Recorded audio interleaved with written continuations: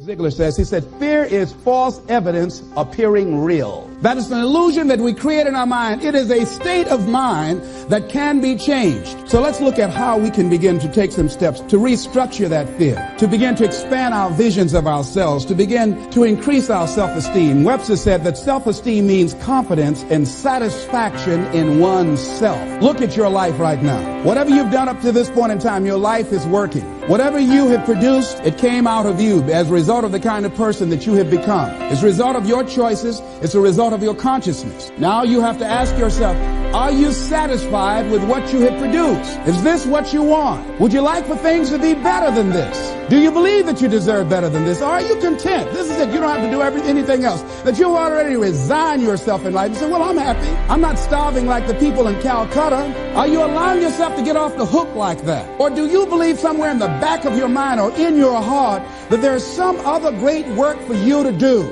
There's something else that life has for you. And that's why you're here. How do we handle this fear factor? How do we increase our self-esteem? You have to begin to fortify yourself. How do we do that? I believe that you have to begin to consciously monitor your inner conversation and start talking to yourself. Start building yourself up. Sometimes the only good things you will hear about you are the things that you say to you. Young lady that was in the audience this afternoon said to me, I told myself yesterday for the first time, I'm proud of me. And she said, I felt good about that. So I'm saying learn to be your own booster. Start building yourself up. Start encouraging yourself. Start saying, I can do this. I can make this happen. When I started thinking about becoming a speaker, I said, yes, I can do this. I can make this happen. When I start trying to convince myself I can be a businessman after flopping and failing and losing thousands of dollars and feeling stupid and dumb and having people take advantage of me because of what I didn't know. I had to talk to myself because people were saying to me that I was dumb. And somewhere in the back of my mind, I was saying, you're right. Look at what I've done. I had to say, no, Les. Hey, come on, man. Get yourself together. You can handle this. You just haven't figured it out yet. It's all right. This is your training period. This is the tuition you have to pay for what you don't know. You can do this. Other people have done it. It doesn't take an Einstein. Get you some people that can teach you some stuff that you don't know. Get you some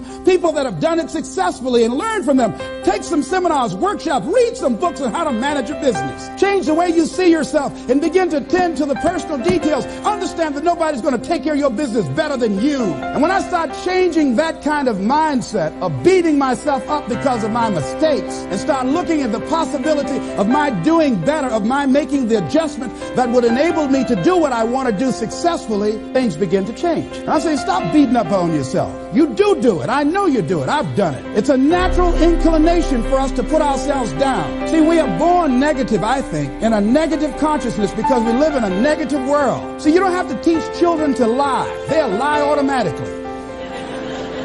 Did you wet in your pants? No, I did not. Well, what is that? I don't know. You don't have to encourage kids to misbehave. They will do it by themselves. You don't have to encourage them to do the wrong thing. They will do it automatically. You have to correct their behavior. So I'm saying that we have to work through the challenges of life and learning how to begin to work to fortify ourselves. Repeat after me, please. I can live my dream. I can find my purpose in life. And live my purpose. I deserve more for myself. I deserve more from life. Shake somebody's hand on your right and left and say, you deserve more from life too. Here's some other things, ladies and gentlemen. Begin to guard your mind against negative programming. Like turn off the television. Don't watch the news. Don't watch it. I think that more people have a sense of hopelessness and anxiety about life. If you look at the news, you cannot feel good looking at the news. You'll be scared to death. You're scared to go to sleep. I mean, it turns your power down. You've got to be conscious of that. Don't pick up the newspaper and read it. No. Just try this. Just experiment with yourself. Now, if your job depends upon you knowing certain things, let somebody tell you just about those things. But start filtering the stuff you allow to come in your mind. You know that song you used to have? Say, don't let nobody bring you no bad news. I tell my staff, look here, don't tell me any bad news while I'm on the road. Let me handle it tomorrow. I don't like anybody to tell me any bad news at night before I go to sleep. I can't do anything about it anyhow. Why let me go to sleep with that on my consciousness? No, and my staff, they know that. Say, let it wait till tomorrow. And I have a period of time. Tell me bad news between 10 o'clock and 12 noon. After I prayed and meditated and read my books, I'm fortified, I'm ready to handle it. I deal with them, then I'm out of there, and I'm going on to something else. So you've got to guard the kinds of things that you put in your mind. See, if you don't program your mind will be programmed, because human beings are goal-oriented. That's why we die of broken hearts early. That's why we're running through life to early grades. We're going through life, ladies and gentlemen. And I think that Henry David Thoreau said that most men live in quiet desperation. Most of us go through life running scared. Larry DeAndre, who I think is going to be one of the greatest motivational speakers around today, told me a story, a true story of a friend of his, that every day when he came home from school, when he would get to a certain block in his neighborhood, there was a neighborhood dog that would chase him.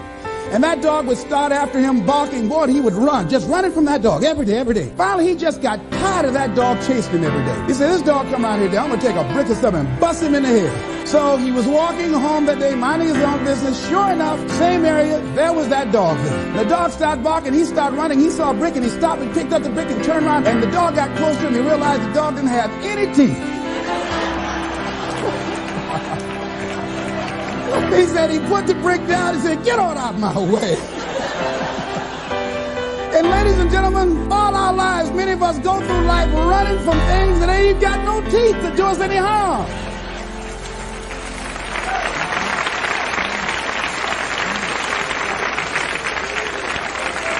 You've been afraid to do something, and then after you did it, you say, whoa, if I'd known it was this easy, I would have done it before. Haven't you ever had that experience? Raise your hand. Absolutely. So we created this in our minds, false evidence appearing real. We made it real in our minds. That's why Churchill said there's nothing to fear but fear itself. That's the destructive monster. So turn off things that can contribute to your fear. Turn a deaf ear to people that all they can do is talk about how negative things are because they have bought into the consciousness of the world. Start attending workshops, seminars, listening to tapes on a daily basis to begin to recondition your mind, to retrain your thinking. Faith comes by what? Hearing and hearing and hearing. Listen to things that can empower you, that can enable you to create a new reality for yourself and a new life for yourself.